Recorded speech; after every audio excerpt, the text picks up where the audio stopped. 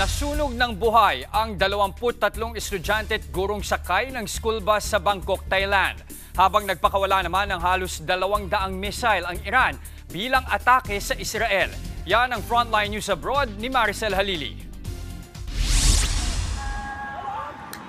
Nagmistulang mga bulalakaw ang mga ilaw na yan mula sa kalangitan ng Amman, Jordan.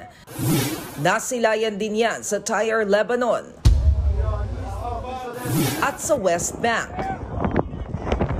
Pero ang totoo,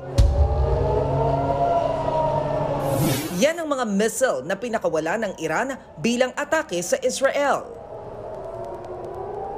Agad naman niyang tinabla ng Iron Dome ng Israel, katulong ng US Navy. Gamit ang sariling missiles, pinasabog nila sa ere ang mga bomba ng Iran.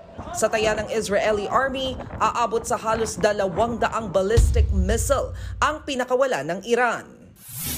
Isa sa tinamaan niyan ang elementary school na Hedera. Sa ngayon, patuloy pang inaalam ng Israeli forces ang bilang ng mga nasaktan o nasawi dulot ng naturang pag-atake. Sa kabila niyan, todo ang selebrasyon ng Iranians sa nangyaring airstrike.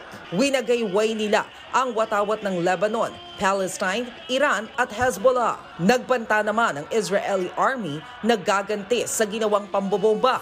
Giit ni Israeli Prime Minister Benjamin Netanyahu, pagbabayari nila ang Iran. המשטר באיראן לא מבין את נחישותנו להגן על עצמנו ואת נחישותנו לגמול לאויבינו. Ayon sa Iranian official, galing ang utos na maglunsad ng pag-atake mula kay Iranian Supreme Leader Ayatollah Ali Khamenei bilang ganti sa Israel sa pag-atake sa Lebanon. Kinundi na naman ng Amerika at United Kingdom ang ginawang yan ng Iran. Nagngangalit na apoy ang lumamon sa school bus na yan sa Bangkok, Thailand. Makikitang pilit inaapula ng mga rescuer ang nagliliyab na sasakyan kung saan 44 ang sakay. Karamihan dyan, elementary students, 19 ang nasagip, habang 23 bangkay naman ang na-recover matapos masunog ng buhay. Base sa investigasyon, bigla raw sumabog ang gulong ng bus sa highway na kinasalpok nito sa barrier na siyang nagsanhi ng sunog.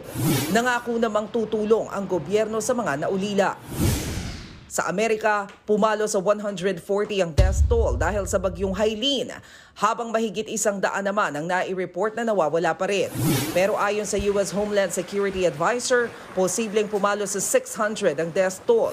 1.8 million naman na mga bahay at establishmento ang wala pa ring kuryente. Posibleng taon pa raw bago makarecover ang mga nasirang establishmento dahil sa pinsala. Nagbabalita mula sa Frontline, Maricel Halili, News 5. Mga kapatid, Jess De Los Santos po, huwag magpauli sa mga umaaksyong balita at napapanahong issue sa bansa.